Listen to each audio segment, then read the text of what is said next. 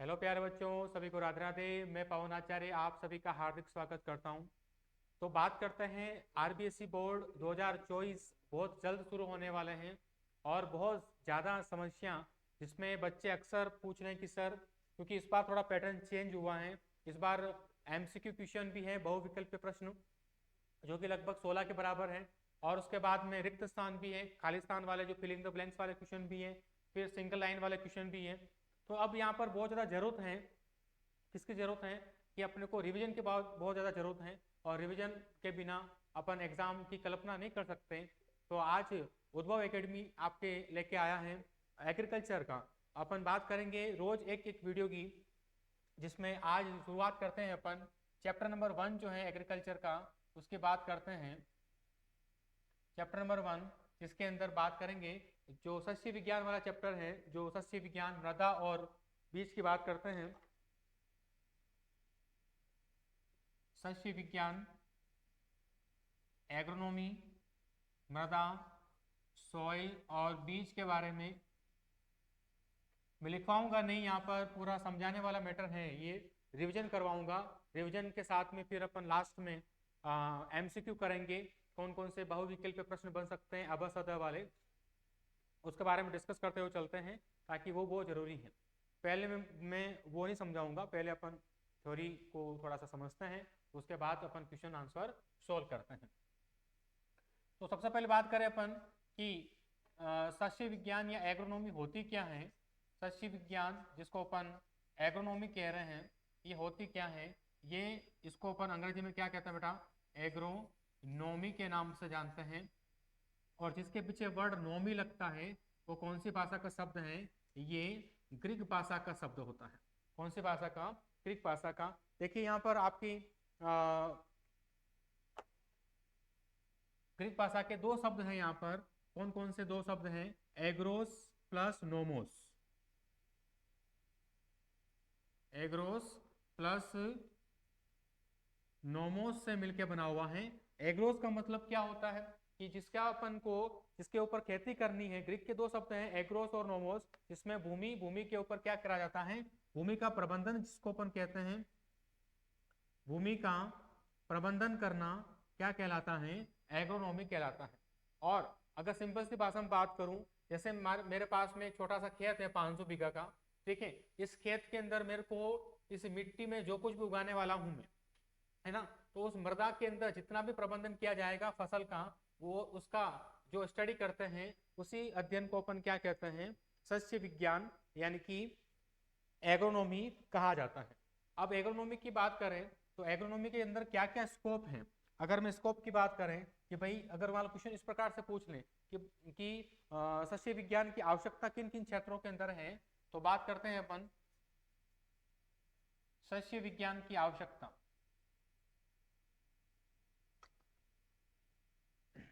सस्य विज्ञान की आवश्यकता जो है कौन से क्षेत्रों में अधिकतर रहती है, उसके बारे में डिस्कस करते हुए चलें अपन।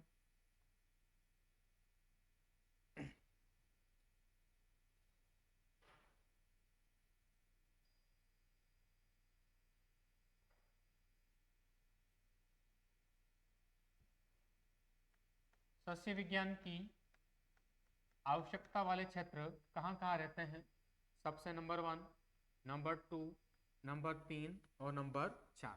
तो सस्य विज्ञान कहते हैं किसको, ये तो समझ में आ गया कि भाई आपके पास खेत है, उस खेत के अंदर मिट्टी है, मिट्टी के अंदर आपने बीज बोया, बीज से फसल बनी, फसल को काटा, उसका उत्पादन लिया, है ना। बीज बोने से लेकर उत्पादन तक ये जितनी भी प्रक्रिया जिस विज्ञान के अंदर पढ़ते हैं, कृषि विज्ञान की वह शाखा जिसके अंदर ये सब कुछ, मृदा का प्रबंधन अपन पढ़ रहे हैं, फसल का प्रबंधन अपन पढ़ रहे हैं, उसको क्या कह देंगे, उसको भूमि का प्रबंधन सस्य विज्ञान कह देते हैं। अब सस्य विज्ञान की आवश्यकता कहाँ कहाँ पर है, सबसे नंबर 1 पे है अपने पास में कृषि उत्पादन में। नंबर 1 किस में बेटा, कृषि उत्पादन में। फिर बात करते हैं नियोजन के अंदर, नियोजन क्या प्लानिंग बनती है उसके अंदर। नंबर 3 व्यवसाय के अंदर, व्यवसाय के अंदर। और नंबर 4 उद्योग के अंदर। तो एग्रोनॉमी की जो आवश्यकता वाले क्षेत्र हैं वो कौन से क्षेत्र हैं, तो मेरे पास 4 क्षेत्र आते हैं बेटा। एक आता है कृषि उत्पादन, दूसरा आता है प्लानिंग नियोजन, तीसरा आता है बिजनेस व्यवसाय, और चौथा आता है इंडस्ट्री उद्योग। आज ऐसा कोई क्षेत्र नहीं है जहां पर सस्य विज्ञान या एग्रोनॉमी की आवश्यकता नहीं पड़ती हो, सब जगह पड़ती। कृषि उत्पादन, मैंने कहा था आपको कि भाई बीज बोने से लेकर कटाई तक। अब बीज बोएंगे तो उससे पहले अपन को खेत की तैयारी करनी पड़ेगी, तो खेत को तैयार किया जाता है, खेत को अच्छे से जोतेंगे, उसमें प्राथमिक जुताई करेंगे, उसके बाद बीज डालेंगे, बीज डालने के बाद में बहुत सारे खरपतवार भी निकलेंगे, तो उन खरपतवारों को नाश भी करना है, उनको हटाना भी है, और बीच बीच में अपन उसकी फसल की निराई गुड़ाई करेंगे, है ना। और उसके बाद में जब फसल बड़ी होती है तो उसमें अपने को बीच में अपने को सिंचाई का पानी भी देना है ना। पानी देने के बाद में फसल बड़ी होगी तो उसमें बीज बनेंगे, है ना। बीज बनेंगे, उनको काटेंगे, बीजों को अलग करेंगे, चारे को अलग करेंगे। तो ये जितना भी कार्यक्रम निपटाया जा रहा है वो सब किसमें किया जा रहा है बेटा? कृषि उत्पादन में किया जा रहा है, हाँ या ना? कृषि उत्पादन में किया जा रहा है, ठीक है सर, अच्छी बात बताई। दूसरी बात करते हैं अपन, जिसके अंदर बात करेंगे प्लानिंग के अंदर कि सर प्लानिंग में क्या होता है। प्लानिंग के अंदर क्या होता है तो मैं बता दूं, नियोजन। देखिए कृषि विज्ञान जिनके पास में भी बीएससी एग्रीकल्चर की डिग्री आ जाती है या जिन्होंने एग्रोनॉमी के अंदर एमएससी कर रखी होती है, वो कहाँ कहाँ जा सकते हैं? वो अपना खुद का व्यवसाय शुरू कर सकते हैं, बैंक के अंदर एएफओ बन सकते हैं, सलाहकार के रूप में बन सकते हैं, ठीक है। व्यवसाय की बात करें, उद्योग की बात करें, तो बहुत सारी जो अपने उर्वरक की कंपनी होती है उसमें अपन आप जा सकते हो उर्वरक के रूप में। और बहुत सारे उद्योग ऐसे हैं जो कृषि पर आधारित है। जैसे मैं बात करूं तेल वाले उद्योग। अब तेल वाले उद्योग कौन सी फसल पर आधारित होंगे? तेल वाली फसल के ऊपर आधारित होंगे। तो जहां पर अगर आपका आसपास कोई इंडस्ट्री लगी हुई है, कोई जैसे कि तेल वाली लगी हुई है, तो उस आसपास के किसान को क्या बोना चाहिए? उसको तेल वाली फसल बोनी चाहिए। अगर मान लो कोई शुगर मिल लगी हुई है ना, शक्कर की कोई फैक्ट्री लगी हुई है, तो उसको क्या बोना चाहिए? वहां पर गन्ने की फसल बोनी चाहिए। तो भैया जो कच्चा माल है, कच्चा जो सामान है, वो सब कहाँ पर आ रहा है? वो सब कहाँ से आएंगे बेटा? उद्योग से आएंगे, समझ में आया। और व्यवसाय के रूप में मैंने अभी बता दिया था आपको, व्यवसाय के रूप में आप डेयरी उद्योग कर सकते हो, गुड़ शक्कर उद्योग कर सकते हो, दवा का उद्योग कर सकते हो, ठीक है। आप मसाला उद्योग कर सकते हो। और इन सभी के लिए जो भी आपको फसल बोनी पड़ेगी वो आप बोइए, और उसको अपन कच्ची फसल को यूज करेंगे इनके अंदर व्यवसाय और उद्योग के रूप में। तो इस प्रकार से सस्य विज्ञान की आवश्यकता किन किन क्षेत्रों में पड़ती है, तो मैंने आपको समझाया। इन 4 क्षेत्रों के अंदर कृषि उत्पादन, नियोजन और इन सभी क्षेत्रों में आपको इसकी जरूरत पड़ेगी। देखिए बेटा, ये क्लास उन बच्चों के लिए काफी महत्वपूर्ण है जिन्होंने एक बार अच्छे से पढ़ लिया है, तो वो ये भी आराम से देखें। और जिन्होंने नहीं भी पढ़ा है वो भी अगर इसको आप ध्यान से समझ रहे हो तो भी आप आराम से लिख सकते हो बोर्ड की कॉपी के अंदर, कोई दिक्कत वाली बात यहाँ पर नहीं है। आगे चलते हैं, नेक्स्ट टॉपिक की तरफ चलते हैं। यहाँ पर आता है मृदा उर्वरता और मृदा उत्पादकता। यहाँ बात करें अपन मृदा की बात करें कि मृदा उर्वरता और मृदा उत्पादकता में क्या अंतर है, उसकी बात करेंगे। उससे पहले यहाँ पर मृदा उर्वरता वाले टॉपिक को मैं लेना चाह रहा हूँ कि इसको अंग्रेजी में क्या कहते हैं? सॉइल फर्टिलिटी कहते हैं। क्या कहते हैं बेटा? सॉइल फर्टिलिटी के नाम से इसको जानते हैं। अच्छा, मृदा उर्वरता होती क्या है उसके बारे में बात करें अपन कि जैसे मेरे पास में एक खेत है, इस खेत के अंदर मिट्टी पड़ी हुई है ना, मिट्टी पड़ी हुई है। मैंने यहाँ पर पौधे लगाए, यानी कि बीज लगाया, पौधे उग रहे हैं, आराम से उग रहे हैं, कोई दिक्कत नहीं है। तो ये पौधे कब उगेंगे? जब इस मृदा के अंदर जो पोषक तत्व हैं, जब पोषक तत्व इन पौधों को मिलेंगे तभी तो उगेगा। यानी कि मृदा की ऐसी क्षमता, क्या बोला? मृदा की ऐसी क्षमता जो पौधों को उगने के लिए माध्यम दे, पौधों को उचित वृद्धि करवाएं, पोषक तत्व उपलब्ध करवाएं, उसी क्षमता को अपन क्या कहते हैं? मृदा उर्वरता कहते हैं। अगर मैंने कहा कि मेरे पास 2 खेत हैं, यहाँ पर 2 खेत हैं, इस खेत का उत्पादन मेरे को बहुत अच्छा मिल रहा है, इस खेत का उत्पादन मेरे को कम मिल रहा है, इस खेत का उत्पादन मेरे को ज्यादा मिल रहा है, इस खेत का उत्पादन कम मिल रहा है। इसका मतलब क्या है? इसका मतलब ये है कि इस खेत के अंदर जो मिट्टी है वो अच्छी उर्वर है, अच्छा उत्पादन देने वाली है, जबकि इसके अंदर मिट्टी अपने को कम उत्पादन देने वाली है। और ऐसा कब पॉसिबल है कि इसकी मिट्टी इन पौधों को अच्छा खासा पोषक तत्व प्रदान कर रही है, जबकि ये मिट्टी पोषक तत्व कम प्रदान कर रही है। इस वजह से ये ज्यादा उर्वर होगी, और ज्यादा उर्वर होगी तो अपने को उत्पादन ज्यादा मिलेगा, और ये कम उर्वर होगी तो अपने को उत्पादन कम मिलेगा। यानी कि मृदा की ऐसी क्षमता जो उत्पादन को बढ़ाएं, उत्पादन है ना, जो पोषक तत्व को उपलब्ध कराएं पौधों को, उस क्षमता को अपन क्या कहते हैं, मृदा उर्वरता, सॉइल फर्टिलिटी कहते हैं। ठीक है, अब यहाँ पर आता है कि मृदा उर्वरता को प्रभावित करने वाले दो कारक हैं मेरे पास में। ठीक है, तो यहाँ पर मैं लिखूंगा, क्या लिख रहा हूं मैं,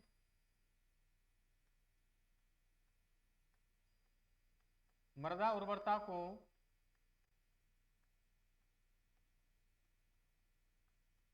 प्रभावित करने वाले कारक। अगर आपसे पूछ ले कि मृदा उर्वरता को कौन कौन से कारक प्रभावित करते हैं, तो यहाँ पर नंबर 1 मैं इधर लिख रहा हूँ प्राकृतिक कारक, जिसको अपन समझते हुए चलेंगे, नेचुरल फैक्टर्स की बात करता हूँ। यहाँ पर कौन कौन से नेचुरल फैक्टर्स हैं उसके बारे में डिस्कस करते हुए चलते हैं। नंबर 1, इसको ए बना दीजिए। नंबर 1 एक है अपने पास में पैतृक पदार्थ, पेरेंट मटेरियल,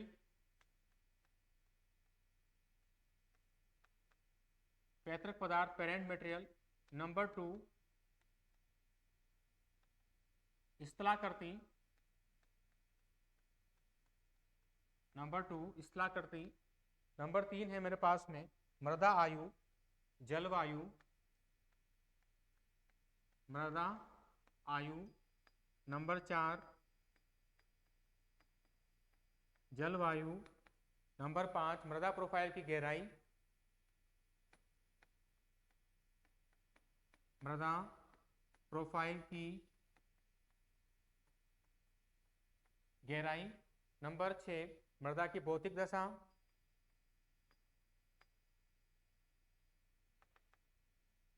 नंबर 6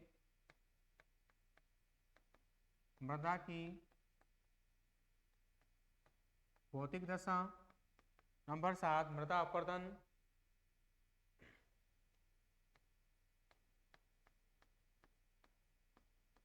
मृदा अपर्दन। और नंबर 8 है पोषक तत्वों की मात्रा, मृदा में उपस्थित पोषक तत्वों की मात्रा। ये मेरे पास 8 तत्व हैं जिनके द्वारा मैं पता लगाऊंगा कि मेरे खेत की जो मिट्टी है वो उर्वर है कि नहीं है, अधिक है कि नहीं है। कैसे पता लगाएंगे अपन, एक एक फैक्टर को समझते हुए चलते हैं। अपन लिखने का मैटर अपन यहाँ पर नहीं करेंगे, अपन डायरेक्ट समझते हुए चलेंगे कौन कौन से यहाँ पर मैटर है। देखिएगा, नंबर 1 है पैतृक पदार्थ। देखिए, अगर आपको पता है कि अपने जो मिट्टी है, खेत की मिट्टी जो है वो किससे बनी होती है बेटा, चट्टानों से बनी होती है। और चट्टान कौन कौन सी होती है, आपने केमिस्ट्री में पढ़ा होगा, है ना, जो पहला चैप्टर है उसी में आता है, आग्नेय चट्टान, अवसादी चट्टान, रूपांतरित चट्टान। तो जिन चट्टानों के टूटने से मिट्टी बनी है, तो जाहिर सी बात है उसमें वही गुण होंगे जो जिस चट्टान से वो आई है, जिस चट्टान से वो बनी है ना। अगर आग्नेय चट्टान से है तो आग्नेय गुण होंगे, और रूपांतरित चट्टान से है तो रूपांतरित गुण होंगे, अवसादी है तो अवसादी गुण होंगे। तो जो उसका मैटर है उसी से यहाँ पर बनेगा। अगर आग्नेय चट्टान है तो जाहिर सी बात है अम्लीय मृदा ज्यादा बनेगी, अवसादी चट्टान है तो क्षारीय मृदा ज्यादा बनने के चांसेस हैं। तो भैया इन चट्टानों के अंदर जो पैतृक पदार्थ होगा उसी पर आपकी मिट्टी की उर्वरता निर्भर करती है। Number 1 point. नंबर 2 स्थलाकृति की बात करें, जो पहाड़ी इलाका होता है ना, और एक मैदानी इलाका होता है। पहाड़ी इलाकों में जब ज्यादा बरसात होती है तो जाहिर सी बात है वहां पर जो पोषक तत्व हैं वो बहकर कहाँ चले जाएंगे, मैदानी भागों पर चले जाएंगे। तो अगर आपको पूछें कि भाई पहाड़ी इलाकों में मृदा उर्वरता ज्यादा होती है, नहीं सर, वहां पर कम होती है। और जो प्लेन एरिया होते हैं वहां पर, जो मैदानी भाग होते हैं वहां पर ये उर्वरता जो है वो ज्यादा होगी। क्यों? क्योंकि वो जो पहाड़ के जो तत्व हैं वो बह बह के कहाँ पर आ रहे हैं, मैदानी भाग पर आ रहे हैं। इस वजह से वहां की उर्वरता ज्यादा होती है बजाय पहाड़ी क्षेत्रों से। मृदा आयु की बात करें, अगर आप जिन मिट्टी के अंदर आप कंटिन्यू निरंतर आप फसल को बो रहे हो तो जाहिर सी बात है उसकी उर्वरता दिन ब दिन क्या होती जाएगी, कम होती जाएगी।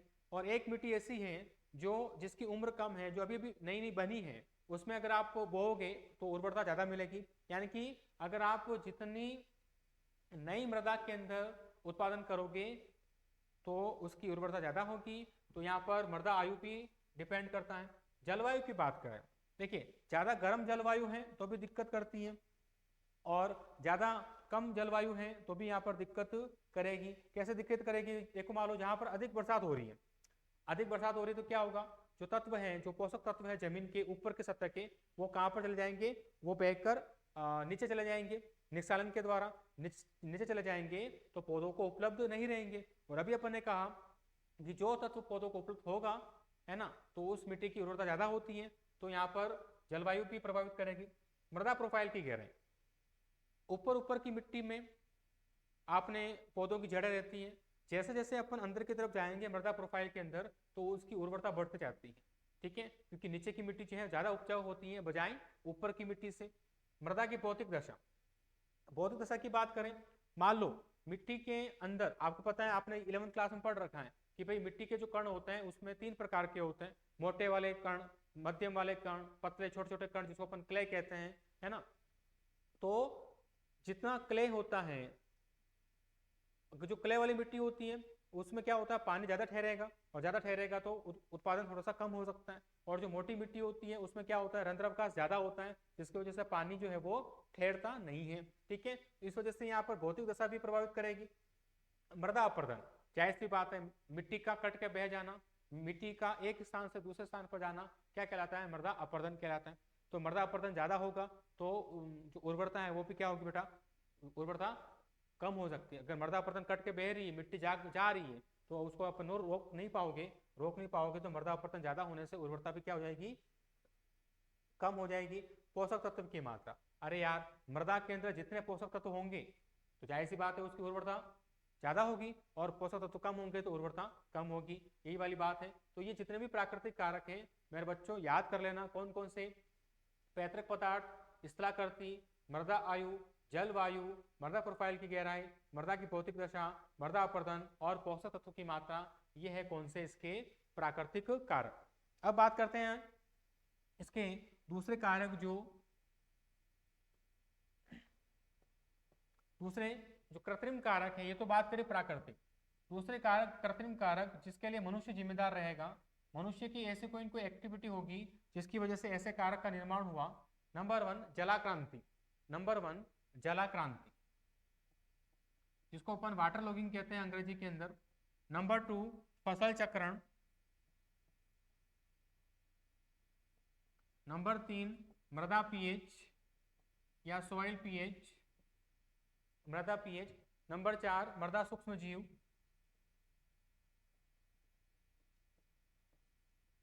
मृदा सूक्ष्म जीव। नंबर 5 अपने पास में है मृदा में कार्बनिक पदार्थ की मात्रा, मृदा में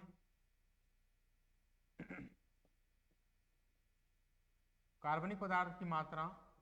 और नंबर 6 मृदा जुताई की विधि एवं समय।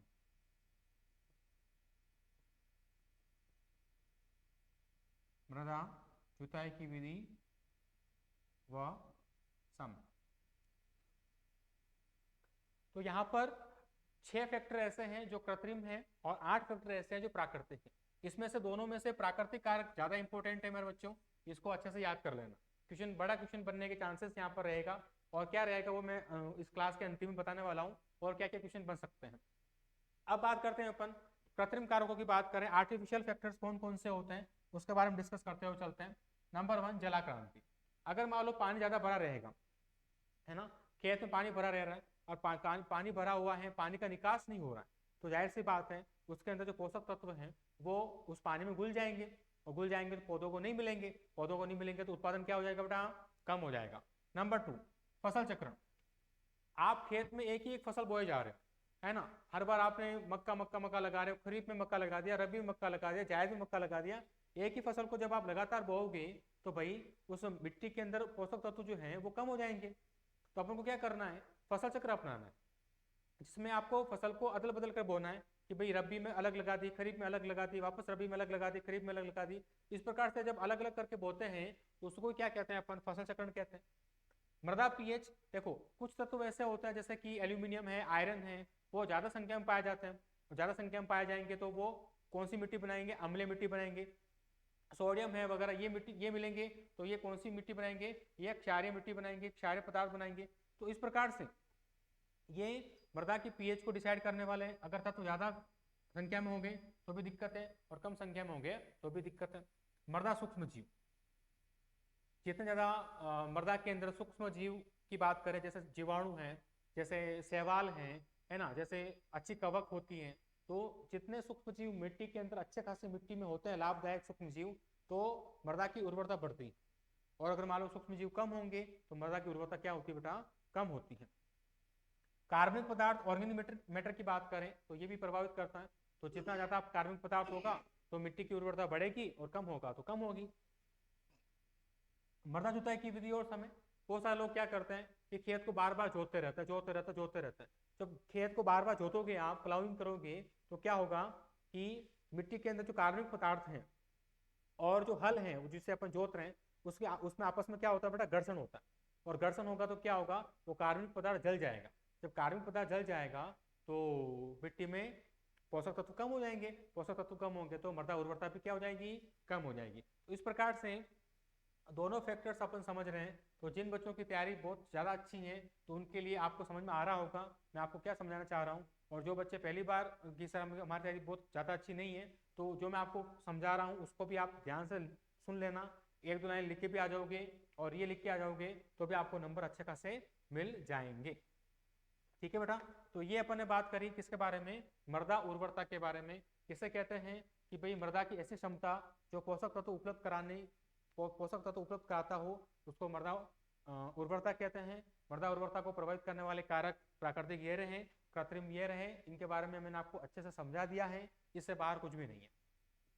आगे चलते हैं बेटा, नेक्स्ट इसी का छोटा पार्ट लेते हैं अपन, मृदा उत्पादकता, सॉइल प्रोडक्टिविटी क्या होती है। मृदा उत्पादकता कहते हैं इसको अंग्रेजी में सॉइल प्रोडक्टिविटी। अब बात करते हैं बेटा मृदा उत्पादकता किसे कहते हैं, क्या होती है मृदा उत्पादकता। इसका मतलब ये है, मृदा उत्पादकता का मतलब क्या होता है, प्रति हेक्टेयर उत्पादन, प्रति हेक्टेयर उत्पादन। और इसको किस में व्यक्त करते हैं, तो इसको रुपयों में व्यक्त करते हैं, यानी कि रुपीस के अंदर इसको व्यक्त करते हैं। कैसे से समझाओ इसको, देखो मेरे पास दो खेत है, छोटे छोटे खेत है मेरे पास, एक 500 बीघा का खेत है छोटा सा, और एक खेत है उसको भी आप 500 बीघा मान लो, कोई दिक्कत नहीं, ठीक। ये मेरे पास दो छोटे खेत हैं, इसमें मैंने फसल लगाई, समझना, इसमें मैंने फसल को लगाया और इसमें भी मैंने फसल को लगाया। ये खेत मेरे को कितना उत्पादन दे रहा है, ये खेत मेरे को एक साल में 2 लाख रुपए दे रहा है।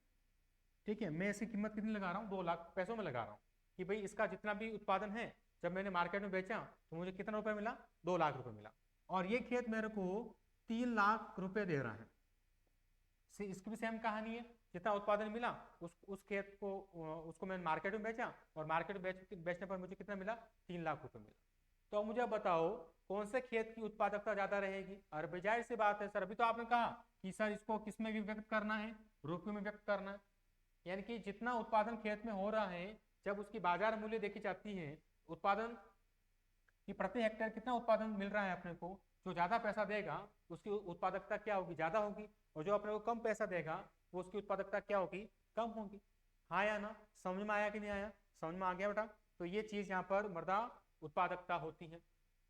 अगर बात करें कि सर इसको कौन कौन से कारक प्रभावित करते हैं, नंबर 1 मृदा उर्वरता प्रभावित करती है।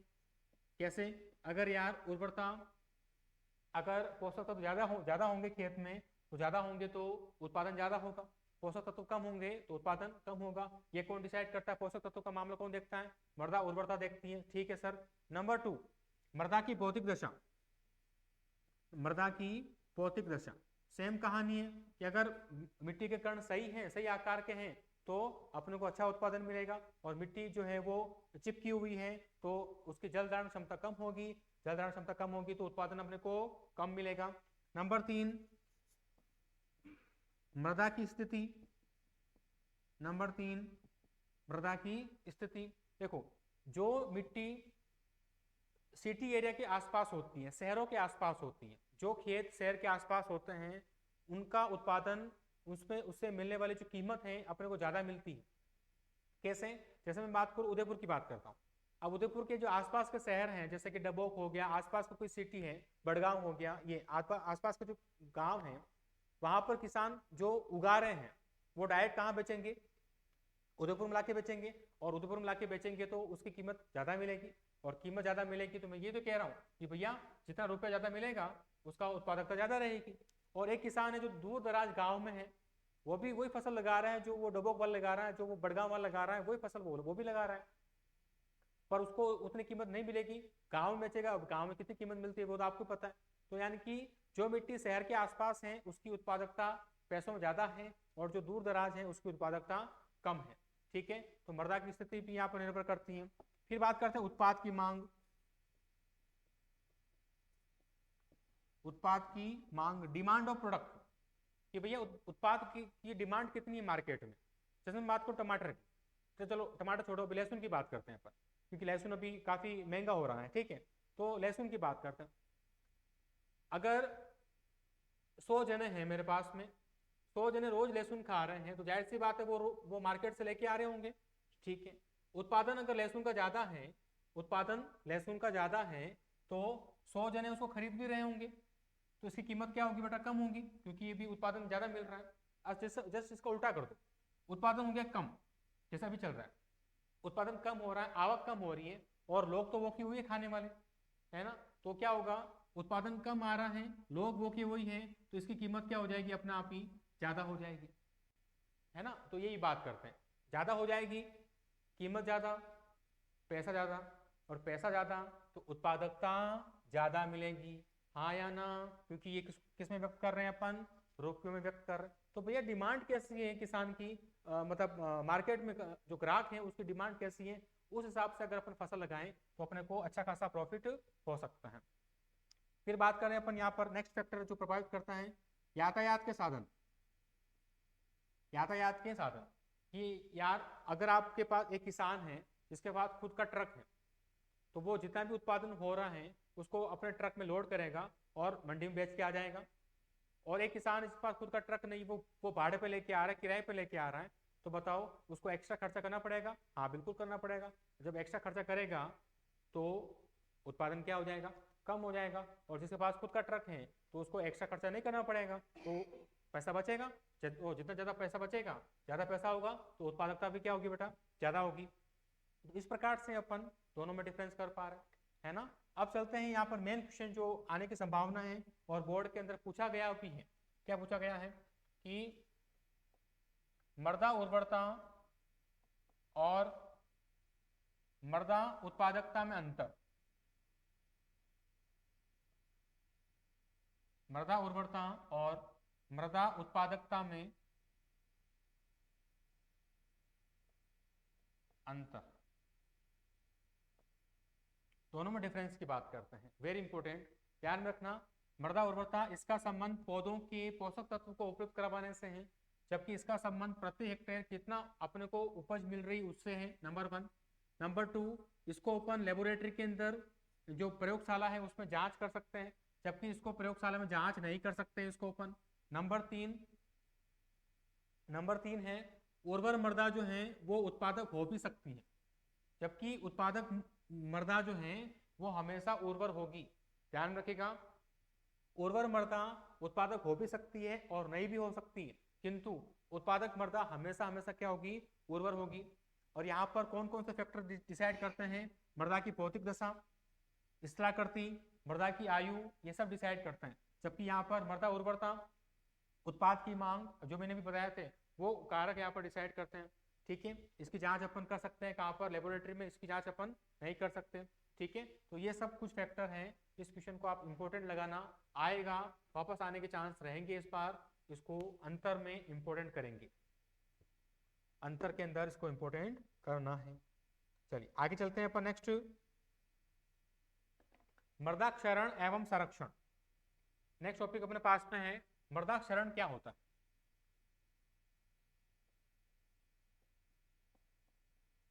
मृदा क्षरण, जिसको अंग्रेजी में कहते हैं सॉइल इरोजन।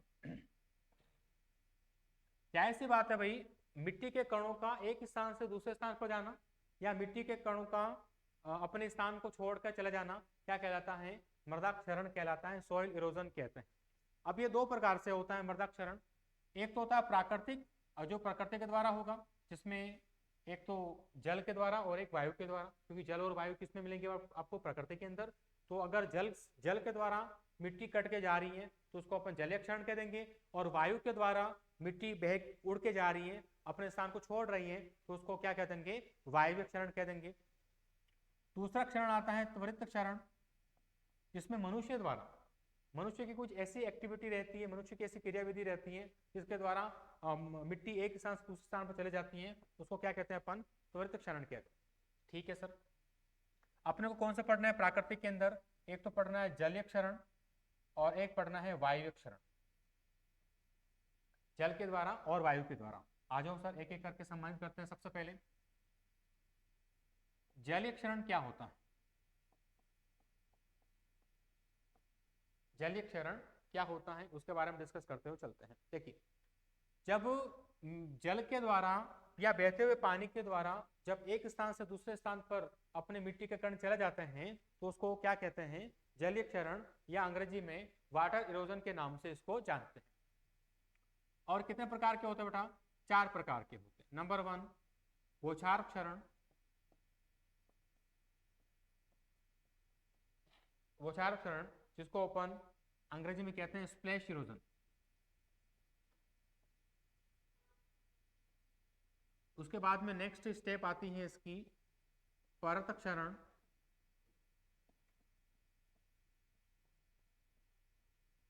अंग्रेजी में कहते हैं इसको सीट इरोजन।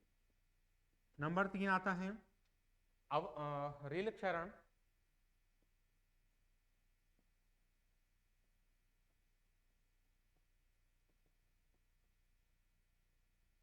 Reel erosion. और नंबर 4 आता है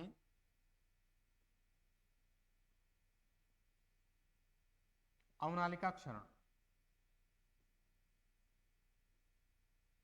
गली, इसको अंग्रेजी में कहते हैं गली इरोजन। तो यहाँ पर 4 प्रकार हैं जिसके द्वारा ये इरोजन के प्रकार रहते हैं। देखो, सबसे पहले बरसात की बूंदें गिरी है ना, ये मेरे पास जमीन है, मेरा खेत है, बारिश की बूंदें गिरी, टिप टिप टिप टिप टिप बरसात का पानी गिर रहा है। अब पानी गिरेगा, बूंदें गिरेगी, तो जाहिर सी बात है यहाँ के मिट्टी के कण हैं वो अपना स्थान छोड़ेंगे। तो जब बरसात की बूंदों के द्वारा मिट्टी की कण एक स्थान से दूसरे स्थान पर जाएंगे तो उसको क्या कह देंगे, बौछार क्षरण। और जब पानी की बूंदें धीरे धीरे बहुत ज्यादा गिर रहा है पानी, तो पानी गिरेगा तो पूरी पूरी ऊपर की जो परत होती है मिट्टी की वो बह के चले जाती है, वो बह के चले जाती हैं। इस प्रकार को क्या कहते हैं अपन, परत क्षरण। और ये आंखों से दिखता नहीं है, इस वजह से सबसे खतरनाक क्षरण में काउंट होता है ये नाम, परत क्षरण। फिर बात करते हैं रील क्षरण। फिर क्या होता है, धीरे धीरे पानी जो है, पानी जब बह रहा है यहाँ पर, तो यहाँ पर क्या बन जाते हैं, ये छोटी छोटी गलियां बन जाती हैं, छोटी छोटी नालियां बन जाती हैं। नालियां बनने को क्या कहते हैं अपन, रील क्षरण कहते हैं। और जब ये नालियां और बहुत भयंकर पानी बह रहा है, बहुत तेज बरसात आ रही है, तो अब ये नालियां नहीं रहती, बड़े बड़े नाले बन जाते हैं, बड़े मिट्टी का कटाव हो जाता है, तो उसको क्या कहते हैं अपन, अवनालिका क्षरण। समझ में आया बेटा, बारिश की बूंद, पूरी पूरी परत, छोटी छोटी गलियां, छोटी छोटी नालियां और बड़े बड़े नाले बन जाना अवनालिका क्षरण कहलाता है। ठीक है, ठीक है। अब ये क्षरण हुआ है तो जाहिर सी बात है अपन इसको बचाने के लिए कुछ न कुछ तो करेंगे। बचाव में क्या क्या करते हैं वो अपन बात कर लेते हैं कि यहाँ पर कौन कौन सी विधियां आती हैं बचाव करने के लिए। तो ये विधियां हैं शस्य संबंधी विधियां, शस्य संबंधी विधियां। इसमें नंबर 1 समोच्च खेती है ना, ढाल के विरुद्ध। समोच्च खेती क्या होती है, जैसे ढाल जा रहा है उस ढाल के विरुद्ध अगर आप खेती करोगे तो उसको क्या कहते हैं, समोच्च खेती है ना। ढाल ऐसे जा रहा है नीचे की तरफ, और जाहिर सी बात है पानी जब आएगा तो वो बहता हो जाएगा। अपन क्या करते हैं, इसके विरुद्ध अपन क्या बनाते हैं, ऐसे कंटूर बनाते हैं और वहां पर खेती करेंगे। इससे क्या होगा, पानी ऊपर की तरफ बहेगा जरूर, किंतु वो एकदम से नीचे नहीं जाएगा, वो रुक रुक रुक रुक जाएगा। जैसे अपन पंक्तियां होती है ना, जिसको अपन सीढ़ियां कहते हैं, ऊपर की तरफ जा रहे हैं, तो सीढ़ीदार खेती कहते हैं, इसको अपन समोच्च खेती कहते हैं। ठीक है। नंबर 2 है, नंबर 2 अपन करेंगे भू परिष्करण। कुपोषण करके भी इसको कंट्रोल कर सकते हैं। नंबर 3 पलवार। पलवार क्या होता है, जिसको अपन अंग्रेजी में क्या कहते हैं, मल्चिंग। इसको इंपॉर्टेंट लगाना बेटा। मल्चिंग क्या होता है, देखो ये मेरा खेत है, इस खेत में सीधी बरसात की बूंदे नहीं गिरे, इसके लिए मैं क्या करता हूँ, यहाँ पर मैं फसल के अवशेष बिछा देता हूँ। फसल के अवशेष हैं, पेड़ की टहनियाँ हैं, ये यहाँ पर मैं बिछा दूंगा। इससे क्या होगा, सीधा पानी नहीं गिरेगा, और सीधा पानी नहीं गिरेगा तो मिट्टी बह के नहीं जाएगी। इसको अपन क्या कहते हैं, पलवार कहते हैं। नेक्स्ट है फसल चक्र, है ना, फसल चक्र शामिल कर देंगे, है ना। जैसे गन्ना है ये वगैरह अपन लगा सकते हैं। और उसके बाद में पट्टियों में फसल बोना, घास संबंधी उपाय, अपन बहुत सारी घास वाली फसल लगा सकते हैं। वृक्षारोपण कर सकते हैं, आपको पता है वृक्षारोपण से क्या होगा, जो सीधा प्रभाव है वो नहीं आएगा यहाँ पर, ठीक है। तो ये अपन यहाँ पर वृक्षारोपण कर सकते हैं। ये कुछ कार्यक्रम हैं जिनके द्वारा अपन जलीय क्षरण को कंट्रोल कर सकते हैं। फिर दूसरा प्रकार जो आता है अपने पास में, नाम है वायव्य क्षरण। वायु या वायव्य क्षरण। अगर मिट्टी के कण बहकर, मतलब हवा के द्वारा बहते हुए चले जाते हैं, हवा के द्वारा उड़ते हुए एक स्थान से दूसरे स्थान पर जाते हैं, तो उसको अपन क्या कहते हैं, वायव्य क्षरण कहते हैं। और ये वायव्य क्षरण कहाँ पर होता है, ज्यादातर जो एरिया शुष्क और अर्ध शुष्क क्षेत्र होता है वहां पर सबसे ज्यादा देखने को मिलता है, ठीक है। इसके प्रकार की बात करें अपन, प्रकार कैसे होते हैं, नंबर 1, नंबर 2, नंबर 3। नंबर 1 है जिसको अपन कहते हैं उच्छलन।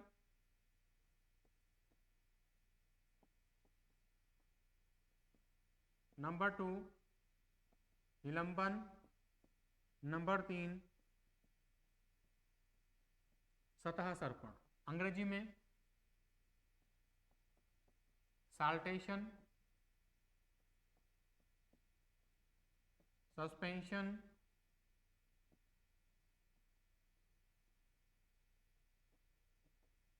Surface creeping.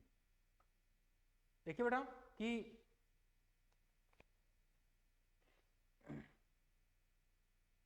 तीनों में से सबसे पहले मैं इसको पढ़ाना चाह रहा हूं, जिन कणों का आकार बहुत छोटा है, कितना, 0.1 mm से भी छोटा है, तो वो क्या होता है, हवा में लटके रहते हैं, हवा में लटके रहते हैं और हवा के साथ ही हजारों किलोमीटर तक चल जाते हैं, उनको क्या कहते हैं, निलंबन।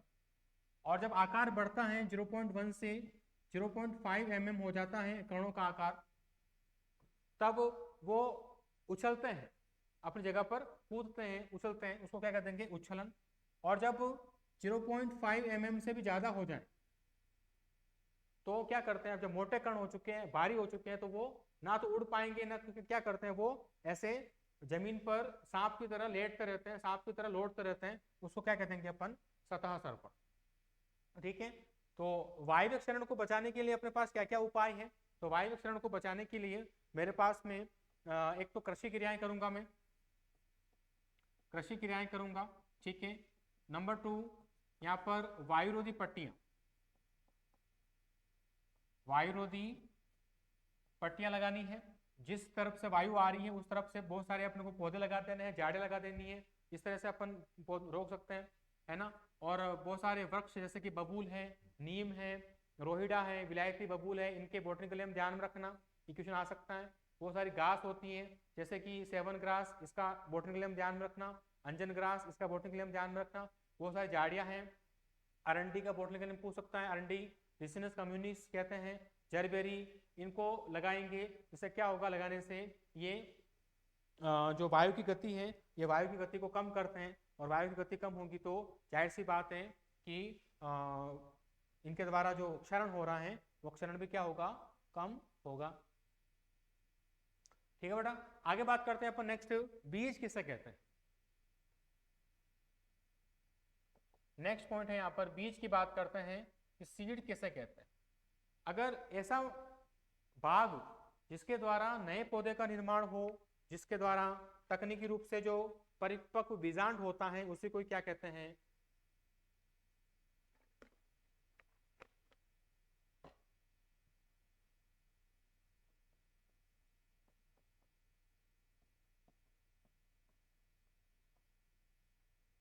जो परिपक्व बीजांड होता है जिसके पास में तना, पत्ती, फूल, फल ये सब बनाने की क्षमता हो, उसी को क्या कह देंगे अपन? बीज कह देंगे। तो यहाँ पर क्वेश्चन बनने की संभावना यहाँ पर ये है कि भाई उत्तम बीज के कौन कौन से गुण हैं। उत्तम बीज के गुणों की बात करें अपन, कौन कौन से होते हैं भाई? नंबर 1, वो हमेशा आनुवांशिक रूप से शुद्ध होना चाहिए, आनुवांशिक शुद्धता होनी चाहिए उसके अंदर। नंबर 2, भौतिक शुद्धता होनी चाहिए, फिजिकल प्योरिटी इसके पास होनी चाहिए। नंबर 3, भौतिक शुद्धता, बीज ओज होना चाहिए अच्छा खासा, उसमें कोई है ना टूटा फूटा बीज नहीं हो। अंकुरण क्षमता अच्छी होनी चाहिए, अंकुरण क्षमता, अंकुरण प्रतिशतता उसकी अच्छी हो। नेक्स्ट, नमी की मात्रा ज़्यादा नहीं हो, नमी की मात्रा ठीक ठाक हो, नमी की मात्रा। साथ में रोग मुक्तता, उसमें कोई रोग वोग नहीं हो, ध्यान में रहे, रोग मुक्तता होनी चाहिए। परिपक्वता होनी चाहिए, बीज परिपक्व हो, ठीक है। और रियल वैल्यू की बात करें अपन कि बीज का जो वास्तविक मान है वो वास्तविक मान हो। और जीवन क्षमता, तो ये कुछ पॉइंट हैं जिनके द्वारा अपन ध्यान में रखेंगे। और एक क्वेश्चन आ सकता है, उत्तम बीज के गुण लिखो। प्योर रूप से होना चाहिए, भौतिक शुद्धता होना चाहिए, उसमें कोई कटा फटा बीज नहीं हो, बीज ओज उगा रहे हैं उसको तो उसमें अच्छा खासा ओजपन हो। अंकुरण क्षमता, जितने बीज बो रहे हैं उसमें से कितने बीज उग रहे हैं उसका जो प्रतिशत निकाला जाता है उसको क्या क्या कहते हैं अपन? अंकुरण प्रतिशत कहते हैं। तो यहाँ पर अंकुरण प्रतिशत का फॉर्मूला ध्यान में रखना, ठीक है। कुल अंकुरित बीजों की संख्या बटा बोए गए बीजों की संख्या इंटू 100, ठीक है। नमी की मात्रा, अगर अपन बीजों को स्टोर करते हैं तो अनाज वाली फसलों के लिए कितना होना चाहिए? 10 से 12% होना चाहिए। और जो तेल वाली फसल होती है उसके लिए 8 से 10, और जो अपने पास में दलहनी फसल होती है उसके लिए 8 से 10, और जो तेल वाली फसल होती है उसके लिए 6 से 8% अपन नमी रखते हैं। रोग नहीं होना चाहिए, परिपक्व होना चाहिए, वास्तविक गुलियां वगैरह अपने पास में होनी चाहिए। उसके बाद बात करें कि सर बीजों के प्रकार की बात करते हैं, बीज कितने प्रकार के होते हैं? बीज के प्रकार की बात करें बेटा तो इसको याद करने की ट्रिक बता दूं मैं आपको। N B F C, क्या लिखोगे? N B F और C। N for nucleus seed, कैसे याद करोगे? N for nucleus seed, B for breeder seed, F for foundation seed, C for certified seed. ये 4 प्रकार के सीड होते हैं। और चारों प्रकार के सीड में यहाँ पर अगर मैं इनके जो थैली लगी होती हैं उन थैली पर कौन सा रंग होगा उसके बारे में अपन बात करें यहाँ पर, तो मेरे बच्चों ध्यान में रखना यहाँ पर कौन सा रंग यूज करते हैं। ये जो एन पे कोई रंग है नहीं, ठीक है। कहा जाता है कि सुनहरा गोल्डन येलो होगा, पर नहीं। यहाँ पर कौन सा रंग की थैली लगी होती है बेटा? सुनहरे पीले रंग की थैली, गोल्डन येलो कलर होता है। ये बिल्कुल वाइट होता है, सफ़ेद रंग की होती है, सफ़ेद रंग की थैली होती है यहाँ पर, सफ़ेद रंग की थैली। और जो सी है सर्टिफाइड सीड, जिसको अपन हिंदी में प्रमाणित बीज कहते हैं, यहाँ पर कौन से रंग की थैली होगी बेटा? नीले रंग की थैली होती है। तो यहाँ पर थैलियों का कलर ध्यान में रखना, थैली का कलर आपसे पूछेगा मेरे बच्चों, ध्यान रखना। थैली का कलर यहाँ पर एक तो ये गोल्डन येलो है, सुनहरा पीला, ये सफ़ेद रंग है, और ये नीला रंग है, ठीक है। चलिए आगे बात करते हैं। यहाँ पर एक पॉइंट आता है, पृथक्करण दूरी क्या होती है? एक छोटा सा पॉइंट अपन कवर करते हैं, पृथक्करण दूरी क्या होती है? Isolation distance. देखिए जब अपन बीज उत्पादन करते हैं तो बीज उत्पादन करते समय जो उनकी आनुवंशिक शुद्धता को बनाए रखने के लिए, किसको? आनुवंशिक शुद्धता को बनाए रखने के लिए उनके बीजों के बीच में कुछ दूरी रखते हैं, उन दूरी को अपन क्या कहते हैं? पृथक्करण दूरी कहते हैं, ठीक है। तो यहाँ पर एक वर्ड आता है सुसुप्तावस्था। सुसुप्तावस्था, जिसको अंग्रेजी में क्या कहते हैं बेटा, डोरमेंसी कहते हैं। सुसुप्तावस्था क्या होती है कि जब बीज खुद को डोरमेंट कर लेता है, जब बीज की जो क्षमता होती है, जैविक क्षमता होती है, वो बंद हो जाती है, या यूं कहते हैं कि बीज को अपन उगाया पर वो नहीं उगा, है ना, इसको अपन क्या कहते हैं, सुसुप्तावस्था डोरमेंसी कहते हैं। इसको आप ऐसे समझो जैसे कोई आदमी जो है वो कोमा के अंदर चला गया। किसमें? कोमा में। क्या वो मर गया? क्या नहीं मरा, वो जिंदा है पर कोई एक्टिविटी नहीं कर रहा है, कोई सक्रियता नहीं कर रहा है। बस बीज की भी ऐसी कहानी है कि बीज जिंदा है, इसको सब कुछ वातावरण मिल रहा है पर वो उग नहीं पा रहा हो, उसको क्या कह देंगे अपन? डोरमेंसी या सुसुप्तावस्था कह देते हैं। ये तीन प्रकार की होती है बेटा। एक तो होती है प्राथमिक, एक होती है द्वितीयक, और एक होती है बलकृत। प्राथमिक सुसुप्तावस्था ये कब आती है? ये तब आती है जब कि इसके अंदर खुद में कोई खोट हो, जब बीज में ही कुछ ऐसी विकार हो, कार्य के विकार होते हैं जिसकी वजह से वो खुद उग नहीं पा रहा हो, उसको अपन क्या कहते हैं? प्राथमिक सुसुप्तावस्था कहते हैं। और द्वितीय की बात करें, उसको सब कुछ अपन ने वातावरण दे दिया, पानी दे रहे हैं, नमी दे रहे हैं, ऑक्सीजन दे रहे हैं, सब कुछ दे रहे हैं, फिर भी बीज उग नहीं पा रहा हो, तो उसको क्या कह देते हैं? द्वितीयक सुसुप्तावस्था कहते हैं। और बलकृत का मतलब यह होता है कि अगर आपने बीज को गहराई में बो दिया तो वो बाहर नहीं उगेगा, बाहर नहीं आ पाएगा, जब नहीं आ पाएगा तो कैसे उगेगा, है ना, तो उसको अपन क्या कह देंगे? बलकृत कह देते हैं। ठीक है, तो इस प्रकार से ये पूरा चैप्टर अपन ने रिवाइज किया है। अब बात करते हैं इनसे क्या क्या क्वेश्चन पॉसिबल है, क्या क्या बन सकते हैं। ठीक है, तो चलते हैं अपन एमसीक्यू की तरफ, कौन कौन से क्वेश्चन पॉसिबल हो पाएंगे यहाँ पर, उसके बाद करते हैं। चलिए, पहला क्वेश्चन आपके सामने स्क्रीन पर आ रहा है कि एग्रोनॉमी जो है वो किस भाषा के शब्दों से बना हुआ है? लैटिन, जर्मन, भारतीय या अंग्रेजी शब्द।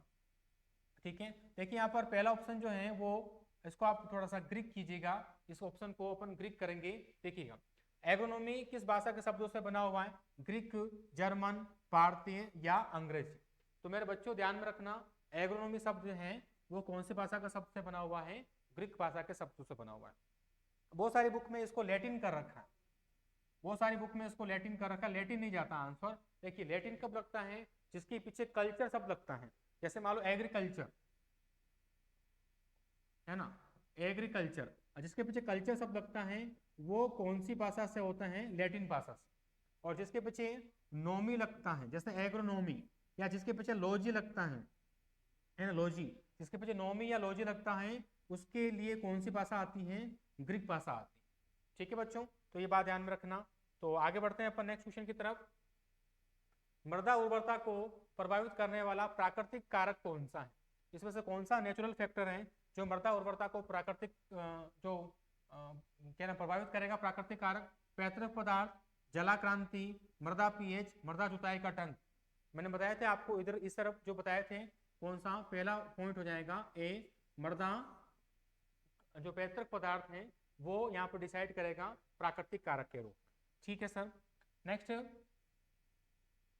मृदा उत्पादकता को प्रभावित करने वाले कारक कौन कौन से हैं? अभी बताया था, इधर की तरफ मैंने बताया था, मृदा उत्पादकता को मृदा उर्वरता भी करती है, है ना, मृदा उर्वरता भी करती है, मृदा की भौतिक दशा भी करती है, स्थिति भी करती है। तो यानी कि उपरोक्त सभी चौथा ऑप्शन सही जाएगा, है ना। ठीक है, आगे चलते हैं अपन, नेक्स्ट क्वेश्चन लेते हैं कि निम्न में से कौन सा वृक्ष रेगिस्तानी क्षेत्रों में पाया जाता है जो वायु क्षरण को रोकने, मैंने भी कहा था आपको कि अगर वृक्ष की बात कर रहे हैं तो आंसर क्या जाएगा? खेजड़ी, क्योंकि कहाँ पर लगाना है? रेगिस्तानों में। अगर ग्रास की बात करता तो घास में कौन सा जाता? सेवन घास और अंजन घास, किंतु अभी जो क्वेश्चन है उसका आंसर क्या जाएगा बेटा? खेजड़ी जाएगा, जो ऐसा काम करता है, इसको वर्धा को रोकने का काम करेगा। नेक्स्ट क्वेश्चन है, आधार बीज, जो फाउंडेशन बीज होता है आधार बीज, उसका कौन सा स्रोत होता है? केंद्रक बीज, प्रजनक बीज, प्रमाणित बीज, या इसमें से कोई नहीं। मैंने अभी आपको जो ट्रिक बताई थी, कौन सी बेटा? एन, बी, एफ और सी। एन फॉर न्यूक्लियस सीड, इसको हिंदी में क्या देते हैं बेटा? केंद्रक बीज। बी फॉर ब्रीडर सीड, इसको हिंदी में क्या देते हैं? प्रजनक बीज। ए फॉर फाउंडेशन सीड, इसको हिंदी में क्या देते हैं? आधार बीज। सी फॉर प्रमाणित सर्टिफाइड सीड, प्रमाणित बीज कह देते हैं। मेरे बच्चों ध्यान में रखना, ये जो बीज है ये आगे से आगे चलता है, इनमें से सबके जो पिताजी हैं, सबका बाप है वो कौन है? ये केंद्र, ये सबका बाप है, सबका पिताजी है, ये सब इनसे ही सब औलादें निकली हुई हैं। देखो एन से कौन निकलेगा? बी निकलेगा, बी से कौन निकलेगा? एफ निकलेगा, एफ से कौन निकलेगा? सी निकलेगा। या यूं कह दूं इनका जो स्रोत है, जैसे मैंने कहा ये आधार बीज है, आधार बीज का स्रोत क्या है? स्रोत मतलब ये किससे पैदा हुआ? तो ये इससे पैदा हुआ। ये किससे पैदा हुआ? ये इससे पैदा हुआ। ये किससे पैदा हुआ? ये इससे पैदा हुआ। समझ में आया? तो यहाँ पर आधार बीज कहना चाह रहा है, तो इससे पहले कौन आएगा? प्रजनक, यानी कि बी ऑप्शन सही जाएगा। समझ में आया बेटा? ठीक, आगे चलते हैं अपन नेक्स्ट। प्रमाणित बीज पर किस रंग का टैग लगा होता है? जो सी होता है, सी मैंने अभी कहा था ना आपको, सर्टिफाइड, उस पर किस रंग का टैग लगा होता है? सी वाले पर होता है बेटा नीले रंग का टैग। तो यहाँ पर नीला रखें क्या? नीला रंग का। अगर सफेद रंग का पूछता तो ये किसका आ जाता बेटा? ये जाता आधार बीज का टैग जाता। अगर आपको पीले रंग का या सुनहरे पीले रंग का पूछता तो ये किसका जाता? ये आपको प्रजनक बीज यानी कि ब्रीडर सीड का जाता। नेक्स्ट क्वेश्चन लेते हैं। मृदा उर्वरता को प्रभावित करने वाला कारक नहीं है। ऐसा कौन सा कारक है जो मृदा उर्वरता को प्रभावित नहीं करता है? इसला करती है, मृदा आयु करती है, इसला करती है, ठीक है, मृदा आयु करती है, जलवायु भी करती है, वृक्षारोपण ये नहीं करती। तो यहाँ पर डी ऑप्शन जाएगा, द, ये ऑप्शन नहीं करता है। नेक्स्ट क्वेश्चन है अपने पास में कि अम्लीय मृदा में किस तत्व की अधिकता पाई जाती है? जल्दी से कमेंट करके बताओ अम्लीय मृदा के अंदर जो है कौन सा तत्व सबसे ज्यादा पाया जाता है। तो मेरे बच्चों ध्यान में रखना, जिन मृदाओं में कैल्शियम और मैग्नीशियम की मात्राएं कम होती हैं या फिर लोहा एल्यूमिनियम मैग्नीज ज्यादा होती है, ऐसी मृदा के अंदर ये अम्लीय मृदा बनती है। कैल्शियम और मैग्नीशियम की मात्रा कम और लोहा एल्यूमिनियम और मैग्नीज तांबे की अधिकता हो, यानी कि आंसर क्या जाएगा? लोहा एल्यूमिनियम मैग्नीज इनकी मात्रा ज्यादा होगी तो क्या बनेगा बेटा? अम्लीय मृदा बनती है। तो पहला ऑप्शन यहाँ पर सही जाएगा। क्षारीय मृदा की बात करें, क्षारीय मृदा के लिए कौन सा तत्व जो है जिम्मेदार होता है? तो कैल्शियम और मैग्नीशियम, मैग्नीशियम के साथ में कौन? कैल्शियम, ये ज्यादा होगा तो कौन सी मिट्टी बनेगी बेटा? क्षारीय मिट्टी बनती है, क्षारीय मृदा का निर्माण होता है। नेक्स्ट क्वेश्चन है कि भारतीय किसानों को कितने प्रतिशत उन्नत बीज उपलब्ध हो रहा है? अगर बात करें कि भारतीय जो किसान हैं उनको कितने परसेंट उन्नत बीज उपलब्ध यहाँ पर होता है, इसको आपको लगाना है फटाफट से।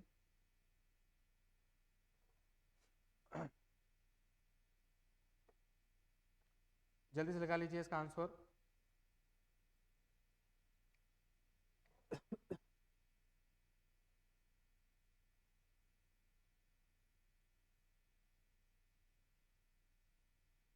चलिए, अगर आपको इसका आंसर याद करना है तो क्या आ जाएगा बेटा? बी ऑप्शन, 12% जो है उत्पादन यहाँ पर अपने को किसानों को मिल रहा है। ठीक है, याद कर लीजिए उसको डायरेक्ट। अनाज के बीजों को भंडारण करते समय उसमें नमी की मात्रा कितनी होनी चाहिए? मैंने बताया था आपको 12 से 18%, है ना। देखिए अगर अनाज के बीज हैं तो 12 से 18, 10 से 12 कर लीजिए इसको, 10 से 12% तक रखते हैं। और अगर दलहनी फसल है, दलहनी फसल दाल वाली फसल है तो उसके लिए नमी कितनी होती है? 8 से 10। और अगर तेल वाली फसल है तिलहन तो उसके लिए नमी कितनी होती है? 6 से 8% तक होती है। ठीक है, नेक्स्ट क्वेश्चन चलते हैं अपन। प्रजनक बीज की थैली पर कौन सा टैग लगा होता है? मैंने बताया था ब्रीडर सीड पर तो कौन सा होता है बेटा? सुनहरे पीले रंग का टैग होता है। कोई बड़ी बात नहीं है, इसको तो आराम से कर सकते हैं। सस्य विज्ञान की आवश्यकता निम्न क्षेत्र में से किस क्षेत्र में से नहीं है की बात कर रहे हैं यहाँ पर? तो कृषि उत्पादन में है, नियोजन में है, चिकित्सा में, व्यवसाय। चिकित्सा में नहीं है भैया, चिकित्सा में नहीं है। ठीक है, चिकित्सा के अंदर नहीं है। वायुरोधी है, इनमें से वायुरोधी वृक्ष कौन सा है? अनार, फालसा, पपीता या नीम। इसमें से कौन सा पौधा जो वायुरोधी में अकाउंट होता है बेटा? नीम। नीम का पौधा जो है वो वायु की गति को कम करता है, रोक देता है। ठीक है भाई। नेक्स्ट क्वेश्चन, ऑर्गेनिक फार्मिंग सब ठीक है, तो नेक्स्ट इसका आ जाएगा, है ना, नेक्स्ट सेकंड चैप्टर का आ जाएगा। इसका आंसर कौन सा होता है? नाथ बोर्ड ने दिया था। ठीक है, उसको अपन बाद में देख लेंगे अपन। चलिए, तो ये अपन ने बात करी इसकी, आगे बढ़ते हैं अपन। तो ये जितने भी क्वेश्चंस बन सकते हैं वो क्वेश्चन मैंने आपको यहाँ पर एमसीक्यू क्वेश्चन के रूप में बता दिए हैं। इससे बाहर जो है वो कुछ भी नहीं जाएगा। और आपको मैंने बीच बीच में बता भी रखा है कौन कौन से क्वेश्चन इंपॉर्टेंट है। अगर मैं बात करूँ क्या क्या आ सकता है, देखो मृदा उर्वरता और मृदा उत्पादकता में अंतर पूछेगा, वो टेबल बनानी है बेटा आपको, नंबर 1। नंबर 2, बीज के प्रकार ध्यान में रखना। नंबर 3, जलीय व वायवीय क्षरण के प्रकारों को अच्छे से पढ़ के जाना, ठीक है। नंबर 4, मृदा उर्वरता के प्राकृतिक कारक अच्छे से पढ़ के जाना। तो ये बड़े क्वेश्चन में क्या क्या आ सकते हैं ये आपको मैंने यहाँ पर बता दिए हैं, इससे बाहर कुछ भी नहीं है, ठीक है बच्चों। बाकी अपन बात करेंगे अगले वीडियो के अंदर। एमसीक्यू क्वेश्चन कितने बन सकते हैं वो बता दिए मैंने आपको, और बड़ों में से क्या आ सकता है इसमें मृदा उर्वरता और अंतर में ध्यान में रखना, बीज के प्रकार ध्यान में रखना, जलीय और वायु क्षरण के प्रकार ध्यान में रखना, और मृदा उर्वरता के प्राकृतिक कारक कौन कौन से हैं उनको एक्सप्लेन करके पूछ सकता है, ठीक है। बाकी बात करेंगे नेक्स्ट वीडियो के अंदर। चलिए मिलते हैं, सभी को राधे राधे, अच्छे से तैयारी करें।